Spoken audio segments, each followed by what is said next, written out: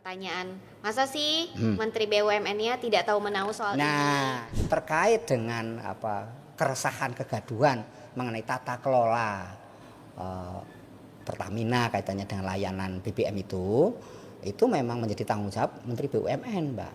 Komisaris Utama Pertamina, Basuki Cahayapurnama atau Ahok, kan kemarin juga berkoar-koar. Katanya dia punya bukti rekaman, dia akan membeberkan siapa-siapa aja terlibat, bahkan dia berani penjarakan orang-orang yang terlibat. Dari situlah mulailah Menteri BUMN-nya kena lah, sampai saudaranya Pak Erick Thohir juga terseret-seret. Nah, Bapak melihatnya seperti apa? Sebenarnya apa sih yang mau ditunjukkan sama Ahok ke publik sampai berani berkoar-koar seperti itu? Apa yang kita lihat adalah garis komandonya, tentu kebijakan itu berasal dari menteri yang diturunkan kepada tentu di situ adalah direksi. Ya. Kalau kita mengatakan publik kemudian istilah menuduh, publik berprasangka, ataupun publik kemudian istilahnya merekomendasikan, mengusulkan supaya Pak Menteri bertanggung jawab, ya itu bukan hal yang aneh. Gitu, bukan sesuatu yang kemudian mengada-ada juga enggak gitu. Berarti, memang aturannya seperti itu gitu. Bisa dibilang patut diperiksa juga dong Menteri ini oleh Kejagung. Berarti janggal nggak Pak menurut Bapak ketika Pak Menteri ini tidak diperiksa oleh Kejagung? Soalnya kan Kejagung baru aja bilang katanya ini tidak ada keterlibatan. Kan klarifikasi ke publik gitu ya Pak ya. Iya, itu kan soalnya kan publik juga sampai menuntut, masa sih nggak tahu menahu gitu kan. Masa sih kan harusnya bertanggung jawab, bahkan dituntut untuk mundur juga nih. Assalamualaikum warahmatullahi wabarakatuh. Jumpa lagi bersama saya Dila Hantika di podcast jurnalistik inilah.com. Dan saat ini kami sudah bersama Trubus Rahardiansyah selaku pakar kebijakan publik. Pak Trubus, kabarnya mantul ya? Alhamdulillah mantul pokoknya. Pak, ini tetap kan semangat. Tetap semangat ya. Dengan berbagai macam problematika, dinamika. Baru awal tahun lah hitungannya ya. Awal bulan Maret, awal bulan puasa, bulan Ramadan, publik itu sudah sakit hati dengan perusahaan plat merah. kita semua tahu lah ya. Kerugian negara yang disorot adalah kerugian negara sampai 193 triliun. Sementara di media sosial juga sudah banyak beredar kerugian dari masyarakat itu hampir 17 triliun per tahun.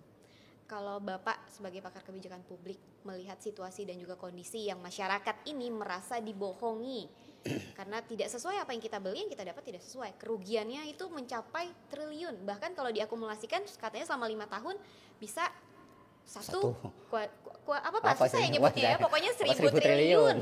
Itu uangnya seperti apa itu Pak?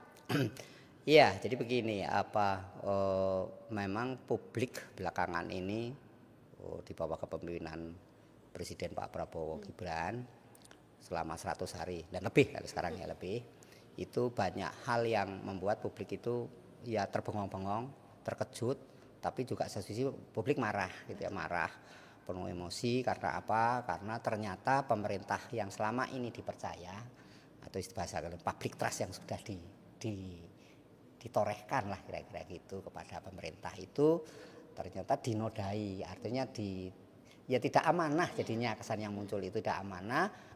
Banyak elit-elit kita itu di tengah situasi masyarakat yang istilahnya yang dalam menderita ya, atau bahasa gelap tadi, itu kemudian banyak yang flexing, mereka nyanyi ya kan, berdansa seperti happy dan menyelenggarakan satu program-program kegiatan yang menurut publik itu kategori kayak pemborosan gitu kan, tidak ada manfaat langsung ke publiknya. Padahal publik itu berharap sekali, punya ekspektasi sekali, saya itu mau hidup enak, saya mau dapat pekerjaan yang mudah, saya mau hidup yang istilahnya layak. Tetapi harapan itu pada pemerintah sepertinya makin hari makin jauh gitu, nggak ada. Itu yang kemudian publik akhirnya semacam resistensi ketika kebijakan muncul, langsung masyarakat merasa dipersulit. Nah, terus munculnya perlawanan. Contohnya pada kasus penataan gas melon 3 kilo itu. Nah, itu kan di masyarakat tuh resistensinya luar biasa. Akhirnya pemerintah juga jadi berurut nih, Pak, dari gas 3 melon yang dipersulit sampai langka. Terus beberapa saat kemudian muncul juga yang kasus BBM ini. Sebenarnya di Pertamina itu sedang ada apa sih sampai menteri kita Erick Thohir aja itu kayak harusnya Erick Thohir ini bisa mungkin diperiksa. Karena kan Erick Thohir sebelumnya juga memang sudah menjabat kan pada saat kasus ini dari 2018 sampai 2023. Kalau lihat apa yang disampaikan oleh APH itu aparat penegak hukum dalam konteks ini kejaksaan, itu kan maupun ada juga KPK yang sampai situ, tetapi kita lihat adalah bahwa kejadian ini masanya tahun 2018 ya sampai 2023, di mana masa-masa itu adalah kepemimpinannya di bawah Pak Jokowi ya, dalam hal ini menterinya adalah salah satunya Pak Erick Thohir. Nah, oleh karena apa namanya, tentu ini ada plus minus Mbak. Plusnya adalah bahwa kalau kebijakan publik selama ini kita tidak dihadapkan oleh kelangkaan ini Mbak, kesulitan mengenai BBM. Jadi baik pada saat Nataru maupun libur Lebaran itu tercukupi.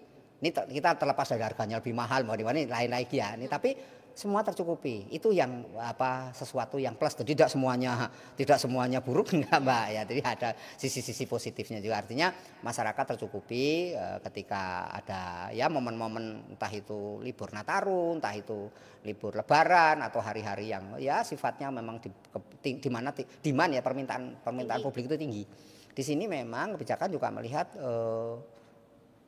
ada persoalan di tata kelola yang sebenarnya ini menjadi publik itu ingin ya kepo lah, publik kan kepo Mbak, ingin tahu ya sebenarnya tata kelolanya seperti apa sih, akhirnya kok jadi yang muncul prakteknya kok panjang sekali ya kan, terus ada free rider itu istilahnya orang-orang penunggang bebas, artinya entah itu calon, entah itu opolah namanya gitu ya.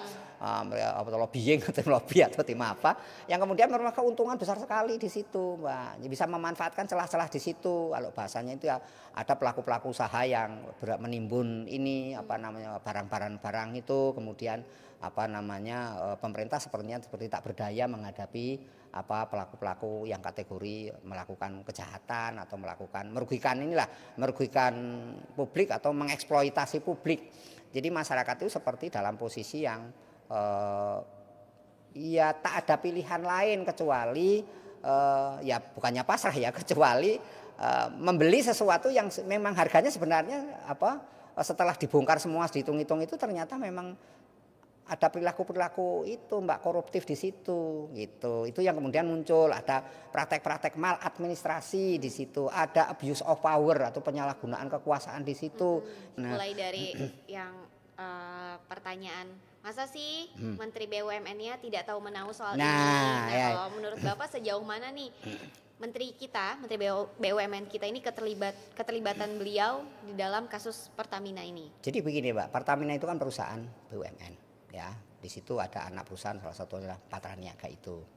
Nah, sesuai undang-undang BUMN itu pasal 14 itu di situ sebutkan bahwa seluruh urusan pemenuhan kebutuhan BBM termasuk Pertamina ini adalah menjadi tanggung jawab Kementerian BUMN, dalam adalah Menteri BUMN. Maka atas dasar itulah kemudian semua kebijakan itu diduga berasal dari Pak Menteri gitu, sebagai pemegang kekuasaan kan gitu. Nah, di atas Menteri kan Presiden, karena Presiden ini adalah kita sistem presidensial di mana kemudian menteri-menteri itu adalah pembantu Presiden. Nah, karena itu jelas sekali bahwa tanggung jawab terkait dengan keresahan, kegaduhan mengenai tata kelola Pertamina kaitannya dengan layanan BBM itu memang menjadi tanggung jawab Menteri BUMN, Mbak. Nah, kebetulan Menteri BUMN itu sejak dulu dengan yang sekarang, artinya pada zaman orang yang sama kan gitu. Jadi publik mencurigai patut di situ, bahwa di situ ada keterlibatan. Nah, kemudian tentu yang kedua bahwa semua tanggung jawab itu tentu ada pada kalau pasal 4 kalau saya di undang-undangnya BUMN yang lama atau yang baru juga sama. Itu ya tanggung jawab perusahaan, Mbak. Artinya di situ direksi. Kalau undang-undang PT, undang-undang nomor 40 tahun 40 lah, perseroan terbatas, semua kejahatan korporasi ya tanggung jawabnya ada di tangan direksi dan komisaris, dewan komisaris di situ. Nah, dengan demikian maka apa yang kita lihat adalah garis komandonya tentu kebijakan itu berasal dari menteri yang diturunkan kepada tentu di situ adalah direksi dari Pertamina, kemudian ada lagi di bawahnya direksi anak perusahaan Patraniaga itu. Jadi ini satu alurnya seperti itu, Mbak. Sehingga kalau kita mengatakan publik kemudian menuduh, publik berprasangka, ataupun publik kemudian istilahnya merekomendasikan, mengusulkan supaya Pak Menteri bertanggung jawab, ya itu bukan hal yang aneh gitu, bukan sesuatu yang yang kemudian apa mengada-ada juga enggak gitu. Berarti, memang aturannya seperti itu berarti gitu bisa loh. dibilang patut diperiksa juga dong Menteri ini oleh Kejagung. Iya, kalau sesungguhnya kan APH memang wajib menelusuri dalam konteks investigasi itu Mbak, itu kan ada namanya penyelidikan ya. Nah, penyelidikan itu dari A sampai hulu sampai hilirnya diperiksa semua. Betul. Nah, setelah itu dilakukan namanya penyidikan. Nah, proses penyidikan itu nanti siapa-siapa yang dipanggil. Betul. Kalau dari pasal 4 Undang-Undang BUMN itu kan berarti kan direksi tuh. Ya kan, direksi. Nah, kalau direksi ya berarti direksinya dipanggil semuanya. Kan gitu, termasuk komisaris. Dewan komisaris juga dipanggil semua. Betul. Untuk itu semua kan itu. Nah, nanti baru memanggil pihak-pihak yang terkait kan seperti yang dikatakan oleh salah orang komisaris dalam ini yang terbuka ya Pak Ahok Basuki Cahayapurnama. Itu kan menjelaskan bahwa ya itu ada BPK juga terlibat di situ. Karena berarti kan janggal nggak Pak menurut Bapak ketika Pak Menteri ini tidak diperiksa oleh Kejagung? Soalnya kan Kejagung baru aja bilang katanya ini tidak ada keterlibatan. Dan iya. sejauh ini kayaknya belum untuk diperiksa gitu. Ya ini yang kemudian informasi semacam ini yang membuatkan publik makin bertanya-tanya kan gitu. Ada kekepoan publik lebih lanjut jadinya Mbak. Betul. Publik makin kepo. Jadi Karena panjang. Sebenarnya kan tinggal dipanggil mengenai bahwa yang bersangkutan itu terlibat atau tidak itu kan kewenangan penyidik. Tinggal penyidik. Nah di sini memang sekali lagi peran kantor komunikasi presiden itu PCO itu harusnya optimal ini Mbak di sini menjelaskan bahwa tetap harusnya konteksnya diberikan ruang kepada Pak Menteri untuk menjelaskan secara gamblang di depan penyidik gitu. Artinya diperiksa saja bahwa nanti dalam pemeriksaan sifatnya tertutup ya. Jadi akhirnya nanti publik juga diberikan jawaban memang berdasarkan bukti-bukti misalnya ini Pak Menterinya memang tidak berkait, harusnya tidak ada terkaitan gitu, harusnya tidak tahu menahu mengenai ini. Karena apa? Karena sesungguhnya ini sudah ada bukti misalnya semuanya kewenangan adalah kewenangan direksi setidaknya gitu. Memberikan klarifikasi ke publik gitu ya Pak ya. Iya, itu kan soalnya kan publik juga sampai menuntut masa sih nggak tahu menahu gitu kan. Masa sih kan harusnya bertanggung jawab, bahkan dituntut untuk mundur juga nih. Lah iya, karena kan publik akhirnya malah munculnya kejengkelan gitu yang sebenarnya ini kan baru awal. Jadi baru awal itu lebih baik pemerintah karena government ini tanggung jawab pemerintah. Nah, dalam ini Pak Menteri dan Kejaksaan Agung itu menjelaskan saja secara klarifikasi. Tapi sudah melalui tahap tadi, sudah dipanggil penyelidikan dan penyidikan gitu kan. Karena gimana pun juga Mbak, publik itu lebih pintar, dia lebih tahu Mbak. Jadi lebih tahu, jangan menganggap bahwa publik nggak tahu menahu. Justru publik tahu bukti-buktinya ya. Punya bukti, punya data, punya jaringan gitu ya. Tapi balik lagi kan asumsi publik selama ini kan sudah jarang sekali didengar, jarang sekali ditindaklanjuti oleh pemerintah. Iya, ini yang memang dituntut oleh lembaga-lembaga yang sebenarnya kaitannya dengan ini Mbak, kepentingan publik misalnya kayak ombudsman. Kan harusnya menyampaikan itu juga mendorong agar pemerintah sesuai dengan kewenangannya untuk menjelaskan, mengklarifikasi persoalan duduk persoalannya paling tidak bahwa pemanggilan itu kan tidak berarti yang bersangkutan jadi tersangka kan belum tentu Mbak gitu ya. Artinya di situ pemerintah sudah melakukan, artinya aparat penegak hukum sudah melakukan langkah-langkah yang baik dalam rangka konteks penyelidikan gitu, dan publik sudah bisa istilahnya ya terpuaskan dahaganya hausnya terhadap informasi itu. Tapi kalau semakin ini ditutup-tutupin, ini munculnya nanti publik ada semacam dendam sosial nanti. Nanti bisa dibilang jadi angin lalu nggak sih Pak? Iya, kalau pengalaman di Indonesia ini memang selalu munculnya itu budaya masuk angin itu Mbak. Jadi sering jadi problem di mana kemudian pelaku korupsi di Indonesia itu di samping dihukum ringan kemudian istilahnya ya berlalu begitu saja dengan muncul tersangka. Tapi kalau kita lihat ini kan belakangan ada ini Mbak, ada semacam pemeringkatan terhadap tingkat korupsi kan. Ada 12 seperti itu. Nomor 1 siapa ini, nomor 2-nya LPI, misalnya nomor 3-nya ini gitu. Publik itu, netizen itu justru lebih pintar, data-datanya mereka bisa cari kemana-mana dan itu jelas ada datanya gitu kan. Iya, karena publik itu kan sifat namanya netizen, publik itu ini Mbak, sifatnya cair dan dia tidak terikat oleh entah itu aturan-aturan apapun ya, sepanjang dia hanya konteksnya norma saja. Normanya kan tidak merugikan orang atau dalam konteksnya mengeksploitasi orang kan enggak gitu. Tapi publik itu sadar bahwa apa yang dia lakukan adalah intinya mencintai negeri ini kok Mbak itu. Intinya iya. itu. Jadi jangan dinilai kemudian publik itu apa mau publik mengacak-acak pemerintah. Betul, publik kemudian apa ingin ngerecokin, ingin mengintervensi, enggak juga gitu. Enggak juga. Tapi karena publik itu yang merasa ini bagian dari publik karena BUMN itu adalah milik publik. Dari mana milik publiknya ya? Karena itu ada PMN, penyertaan modal negara di situ. Artinya dari APBN. Pendirian Pertamina itu berasal dari mana? Ya dari APBN. APBN sampai hari ini pun artinya ada uang dari pemerintah, dari APBN yang memang digelontorkan untuk apa? Iya pengelolaan terkait dengan ya lembaga-lembaga kategori BUMN, Mbak, perusahaan-perusahaan plat merah tadi gitu ya. Itu kan semuanya ada, Mbak. Jadi dari sehingga publik merasa bahwa ini punyanya. Lah kalau punyanya ya otomatis publik akan teriak-teriak, akan merasa ini. Tapi kalau perusahaan itu sifatnya private, ya punya perusahaan khusus sendiri, mungkin publik hanya menyoroti tidak terlalu ini ya, terlalu apa namanya resah juga enggak. Istilahnya masyarakat sampai istilah ada muncul meme-meme terlalu lebih juga enggak gitu ya. Ya, jadi apalagi gimmick yang terlalu jauh juga enggak gitu ya. Jadi publik itu sebenarnya publik kita juga sangat-sangat ini kok Mbak, sangat santun, sangat toleran. Di satu sisi juga mereka cerdas juga dalam hal ini perhitungan dan penuh kehati-hatian juga kok Mbak. Enggak tiba-tiba kemudian menuduh-nuduh orang, memojok-mojokin orang juga enggak mau karena kan publik juga penuh pertimbangan bahwa ada lembaga-lembaga yang dipercaya publik. Dalam ini aparat penegak hukum ya ada Polri, ada Kejaksaan Agung, ada KPK gitu, ada lembaga lain, ada Ombudsman yang lainnya.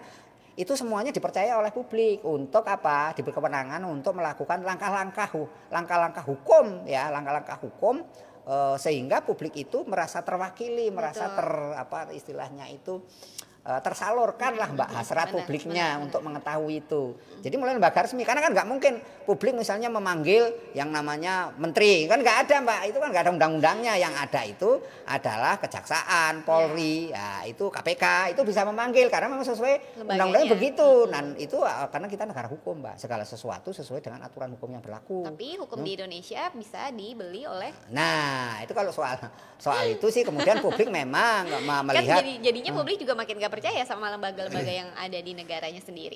Ya ini kan kalau misalnya ini kan persoalan jadi persoalan kebangsaan Mbak. Kemudian publik apa namanya banyak yang melakukan istilahnya ujaran kebencian hate speech kepada yang dan antara. Kenapa? Karena publik punya rekam istilahnya punya memori sosial. Apa itu memori sosial? Yaitu bahwa kita itu nggak mampu mengelola dana publik Mbak. Satu, misalnya terjadi pada Taspen, kemudian kepada Asabri, ya kan, kemudian Jiwasraya, kemudian yang namanya BPJS itu aja katanya DP sampai 20 triliun. Jadi publik itu sudah punya catatan Mbak. Kemudian ketika ke Danantara inilah kemudian publik melihat kemudian di satu sisi masalah adalah strukturnya kan gitu strukturnya itu kan jadi pertanyaan misalnya seperti nah sama pada saat persoalan Pertamina ini sebenarnya bagaimana publik memperoleh penjelasan yang memadai sebenarnya dijelaskan saja bahwa memang harganya ada apa namanya dinaikkan dari RON ini ke misal RON 90 jadi RON 92 kenapa harganya naik seperti itu atau diwajibkan RON 92 jadi ada penjelasan yang memadai Mbak jadi biar nggak merasa dibohongi iya nggak merasa dibohongi karena masyarakat kita kalau sudah merasa dibohongi merasa ditipu merasa apa namanya dikerjai gitu ya itu kemudian publiknya merasa ini bukan hanya marah Mbak dia akan melakukan langkah-langkah yang lebih ini karena hubungan antara pemerintah government Mbak dengan yang namanya publik itulah hubungan satu kesatuan Mbak tidak ada dalam bahasa itu ya kalau kita proses belajar mengajar mana di situ ada dosen ada guru ya nggak mungkin ada dosen ada guru kalau nggak ada muridnya kan gitu ada mahasiswanya jadi antara mahasiswa dan guru ya itu satu kesatuan ya sama dengan yang namanya apa masyarakat dengan yang namanya pemerintah itu kan satu kesatuan jadi kalau misalnya pemerintahnya istilahnya ada kesalahan ada penyelewengan ada kemudian perselingkuhan politik misalnya itu publik memang berhak untuk mengawasi, bereaksi. Publik juga perlu memberikan sanksi juga. Sanksinya apa? Publiknya bisa melakukan langkah-langkah yang lebih jauh, misalnya seperti demonstrasi yang mengganggu ketertiban umum, kemudian melakukan apa semacam resistensi yang luar biasa, kasusnya pada apa namanya gas melon 3 kilo itu. Pokoknya dia gitu. berkoar-koar gitu. Iya, ya. Nah, kalau berkoar-koar nih kan.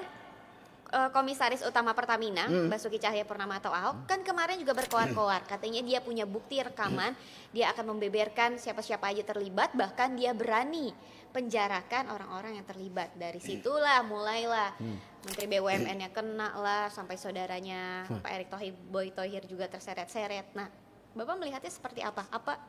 Sebenarnya apa sih yang mau ditunjukkan sama Ahok ke publik sampai berani berkoar-koar seperti itu? Memang ini ada ini Mbak, masalah Ahok ini bisa dilihat dua hal ya dari kebijakan publik.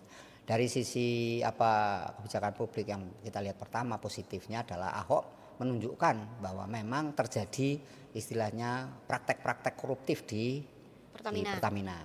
Itu yang harus kita nih. Yang kedua bahwa Ahok memberikan satu informasi kepada publik selama ini tata kelola Pertamina itu tidak transparan, itu tidak istilahnya akuntabel, seperti itu yang harus ya. Tetapi ada sisi negatif memang pernyataan Ahok itu kemudian macam-macam itu di medsos banyak, salah satunya yang disampaikan salah satu pengacara itu yang mengatakan kenapa baru sekarang kamu ngomong. Lo pada saat dulu di dalam ngapain kan ngomong apa-apa kan. Apa bisa jadi ini pengalihan isu politik juga apa kan? Iya, jadinya kan ada rangkaian-rangkaian kan. Publik sekarang kan merangkai-rangkai. Begitu kasus pagar laut sudah. Terus ini puncaknya dari Hasto ditetapkan sebagai tersangka. Kemudian jadi sebenarnya Lembong ditetapkan sebagai tersangka. Jadi ada semacam ini, kemudian bagaimana soal retret ini kan kemudian ada kan udah dilaporkan juga retret bahwa itu ada perilaku korupsi di situ Mbak, kan ada laporan kan. Betul. Nah, ini kan menguraikan bahwa betapa kemudian masyarakat sangat sensitif. Belum lagi kita dihadapkan persoalan baru saja ini terjadi, misalnya banjir yang membuat masyarakat itu hampir semua seluruh Jawa lah banjir ini membuat masyarakat istilahnya itu bukan hanya bersedih juga dalam sisi penderitaan yang luar biasa karena karena dia dihadapkan lagi selesai di PHK, lagi nggak ada penghasilan, tiba-tiba banjir, rumah rusak semua. Nah, ini yang ada kan kemudian rasa kejengkelan, rasa marah. Nah, inilah menurut saya memang kuncinya semua jadi siapa Mbak kalau ditanya? Ya kuncinya semua ada di presiden. Karena kita sistem presidensial. Jadi presiden lah yang ambil alih tegas. Kalau memang mau diselesaikan soal ini, selesaikan. Informasi dari Ahok itu bisa menjadi langkah positif kalau memang dia presiden itu dipanggil, terlepas dari ini karena banyak informasi-informasinya berseliweran di medsos Mbak. Dulu dia ditawarin, dia ngaku sendiri ditawarin jadi dirut nggak mau, lebih baik jadi komut yang lebih nyaman, enak, ya nggak ngapa-ngapain dapat tunjangan gede kan gitu selalu. Terus tiba-tiba mengundurkan diri, langsung. Mengundurkan diri tiba-tiba ini Pak Paslon. Ini kan kita lihat bagaimana sesungguhnya Pak Ahok ini juga jejak politiknya di publik kan selalu dicontoh di mana dia melakukan penistaan agama, kemudian ada persoalan bagaimana politiknya yang dulunya dari Gerindra kemudian lari ke PDIP. Nah, ini kan sesuatu yang kemudian padahal dulunya Golkar kan sebelum waktu jadi orang melihat bagaimana Ahok itu dikatakan sebagai inkonsistensi ya pernyataan dan sikap dan perbuatannya, kok kemudian mengatakan pada kasus ini Pertamina dia menyatakan saya siap untuk diperiksa dan saya akan punya bukti-bukti tentang rekam kalau butuh kita buka ini kan mengindikasikan malah sesungguhnya publik itu membacanya malah terbalik Mbak. Berarti kamu itu orang yang ingin membersihkan dirimu sendiri, cuci tangan kalau bahasanya kan karena gitu. Sudah tidak di pemerintahannya Prabowo Gibran. Iya, Gibran. Kemudian dia sudah di luar menjadi orang awam. Tapi kalau malah hukum malah lebih cepat karena yang bersangkutan tidak punya kuasa apa-apa, malah lebih bisa dipanggil. Memang ini dalam ini kejaksaan tinggal panggil saja dan bukti-buktinya mana. Jangan sampai ini kita selalu dihadapkan karena apa? Karena sebelumnya ketika Pak Hasto mau ditahan itu sudah banyak berita-berita informasi publik yang berseliweran kan mengenai akan dibuka dokumen terkait yang termasuk yang di Rusia itu.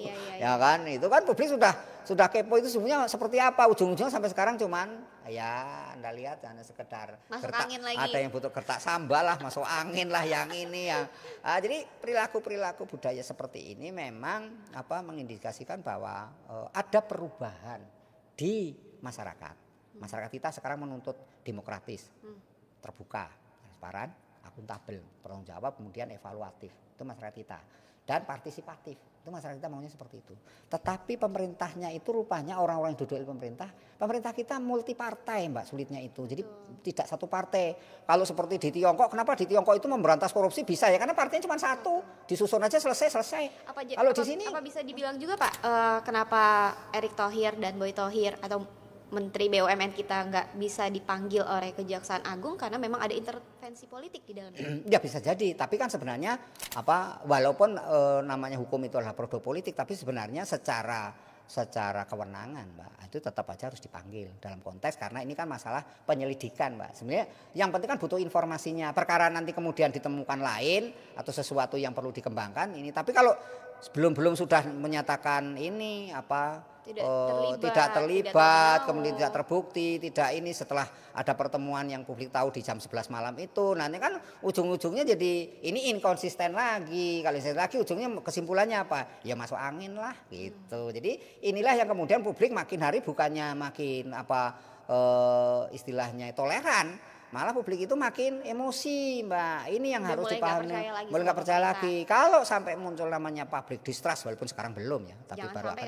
Kita jangan sampai, karena kalau zaman public distrust terjadi 97, 98 kita berat juga ya kan. Artinya masyarakat publik juga yang akan jadi korban gitu loh dari perebutan kekuasaan yang kemudian saling membenarkan. Nah, dengan kondisi sistem multi partai ini memang Mbak segala sesuatu jadi lama. Kita membuat aturan saja lama. Ini kan harusnya semuanya kalau koruptor itu mau ditangani baik, itu kan sudah lama dipersoalkan mengenai RUU rancangan undang-undang perampasan aset yang harus disahkan. Tapi DPR-nya kan nggak mau Mbak, berganti-ganti nggak mau gitu loh. Nah kenapa nggak mau ya karena di situ banyak kepentingan dia yang banyak datanya bahwa oknum-oknum dewan itu melakukan perbuatan istilahnya koruptif, melanggar hukum itu kan banyak. Balik lagi kepentingan partai. Nah, kepentingan partainya. Nah, ada bahasa dulu yang disampaikan oleh ketika di Komisi 3 kalau nggak salah ya. Pada saat itu Pak Mahfud masih Menko meminta kepada Komisi 3 untuk segera mendorong pengesahan itu RUU perampasan aset. Tapi kemudian Anda lihat seperti yang dicatatkan oleh Bambang Pacul waktu itu sebagai ketua mengatakan bahwa Pak nggak bisa kalau lanjut kepada kami ini hanyalah Korea kan itu. Nah, di mana kemudian kami sangat tergantung pada ketua umumnya, ketumnya.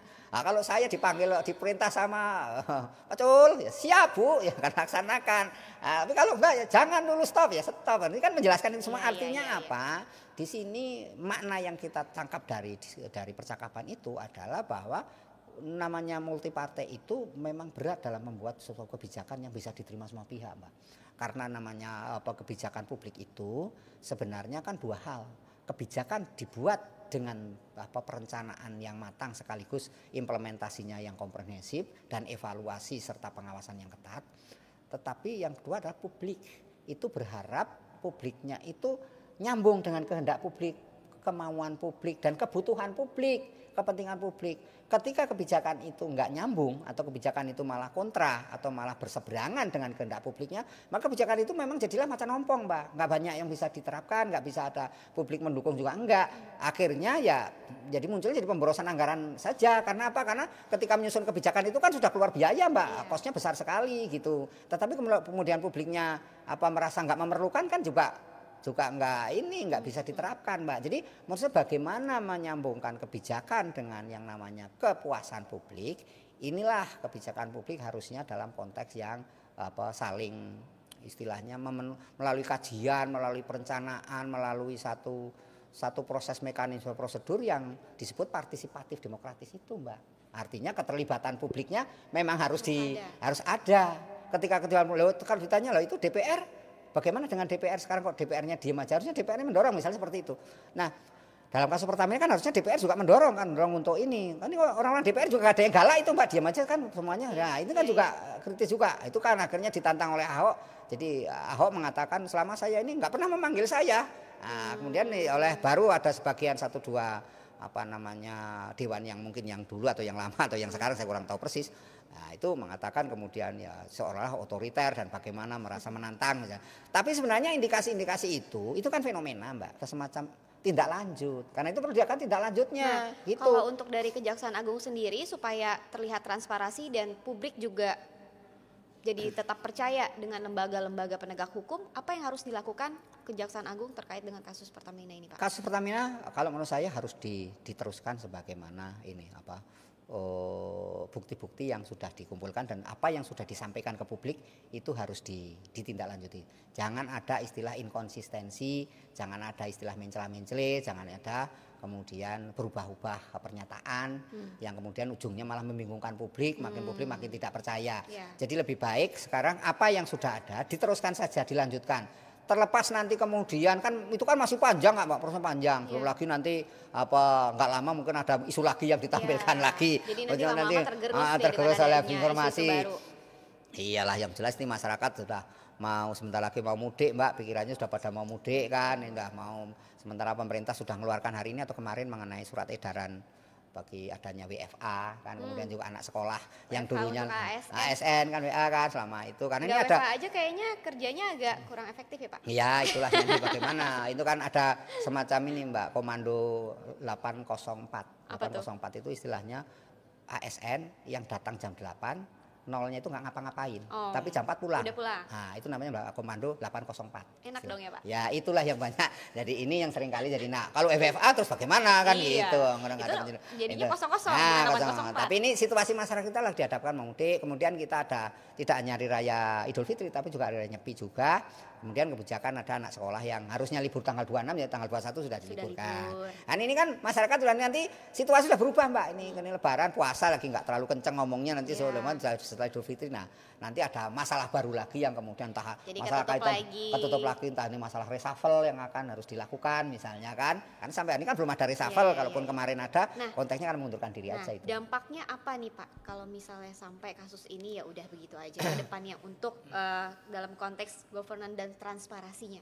Iya dampaknya bahwa penanganan korupsi di Indonesia tidak bisa ini optimal Mbak. Ada kemudian dalam konteks publik ya masyarakat itu makin ya bukan nggak percaya ya makin nggak mau tahu gitu. Jadi istilahnya IGP, gue pikirin dengan urusan karena saya urusan publik udah banyak. Tapi saya percaya publik kita kritis Mbak. Jadi juga bertanggung jawab. Karena saya yakin ini akan suatu saat pun publik akan terus menuntut. Kenapa? Karena persoalan pertama ini adalah persoalan Yang menyangkut hak dan kewajiban daripada publik itu sendiri. Jadi ini harus dipahami betul, apapun yang terjadi masyarakat akan tetap menuntut. Berbeda kalau urusannya misalnya soal timah, itu kan publik nggak urusan langsung karena ini Tidak atau berdampak langsung ya. publik gitu. Tapi kalau ini urusan ekspor impor misalnya, pembiayaan ekspor impor ini ya publik ada itu, tapi kan terlalu publik juga nggak terlalu ini banget. Tapi kalau sudah menyangkut Pertamina, BBM, lah itu kan kebutuhan sehari-hari Mbak. Kalau sudah kurang hajat itu kurang banyak, termasuk gas 3 kilo itu rame ya karena menyangkut ada cuma panah. Ini nanti sebenarnya masalah pangan ya kan, termasuk masalah rumah itu kan ada di orang banyak. Ini 3 juta rumah ini kan yang dijanjikan seperti apa. Belum lagi kita dihadapin soal banjir, belum lagi yang Menteri Tenaga Kerja yang bicaranya seperti itu, yang masyarakat makin marah lagi gitu kan, yang nggak jelas apa. Berarti, ini kan sesuatu berarti makin panjang ya. Berarti di sini salah satu janji-janji kampanye Presiden Prabowo Gibran pada saat Pilpres kemarin ya, buktinya harusnya diungkap sekarang, ditunjukkan sekarang. Apalagi Prabowo itu kan tegas dan keras, koruptor diberantas bersih. Ini berarti ajang unjuk giginya Prabowo dong harusnya untuk benar-benar mengusut tuntas kasus-kasus korupsi, apalagi ini Pertamina kan menyangkut hajat hidup orang banyak. Saya percaya Pak Prabowo akan tetap dalam koridor janjinya Mbak. Meskipun caranya ya tahu sendiri ini kan situasinya kan tidak mungkin dia langsung karena ada hal yang perlu diingat Mbak, bahwa Pak Prabowo ini sudah ditetapkan 2029 adalah calon kembali. Nah untuk menerima dukungan paling tidak untuk memperoleh dukungan lah kira-kira gitu ya.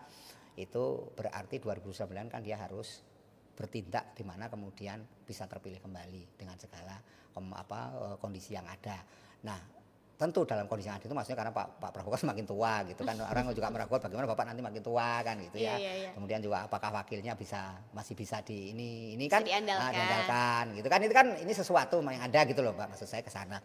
Nah tetapi yang jelas bahwa ini memang uji coba, bukan uji coba ya, ujian tantangan bagi Pak Prabowo untuk mencoba. Tapi saya percaya beliau akan ini karena bukan saja berbackground ini ya militer, tapi juga beliau memang selama ini dikenal orang yang cukup tegas dalam hal ini, dan masyarakat masih percaya banget sama beliau itu untuk menyelesaikan. Cuman memang ini kondisinya beliau mesti pakai irama kan, nggak mungkin langsung kemudian jadi tetap ditindak walaupun ternyata tersangkanya itu adalah orang-orang pemerintahnya dia. Iya benar dia kan. Kalau kita ngomongin korupsi di kabinetnya, dia sudah tahu bahwa kabinetnya itu banyak sekali orang-orang korupsi kan, koruptor. Tapi dimaafin kan Pak, yang penting balikin uangnya gitu. Dikembalikan itu kan sebenarnya bisa saja dimaknai dua itu loh Mbak, bisa saja candaan dalam rangka untuk istilahnya menyindir kan ya, nyinyir gitu ya Pak. Dinyinyirin dia kan gitu, olok-olok seperti kata tanggasmu itu kan sebenarnya kan olo-oloan aja itu sebenarnya konteksnya, bukan kok ini soal apa namanya soal sesuatu yang serius gitu ya. Tetapi adalah bahwa menunjukkan bahwa presiden dalam posisi di bawah tekanan presiden kan beban berat Mbak, Iya. itu beban tekanannya luar biasa ya, apalagi dia mau tidak mau harus apa membawa dua hal.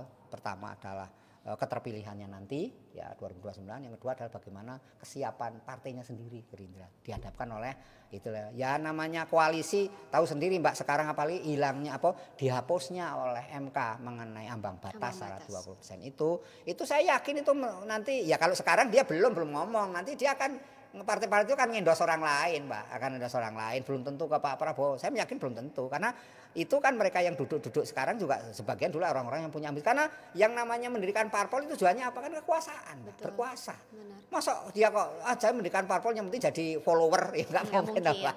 Nah itu kan untuk sesuatu yang apa mission impossible, saya rasa itu sesuatu yang harus begitu Mbak.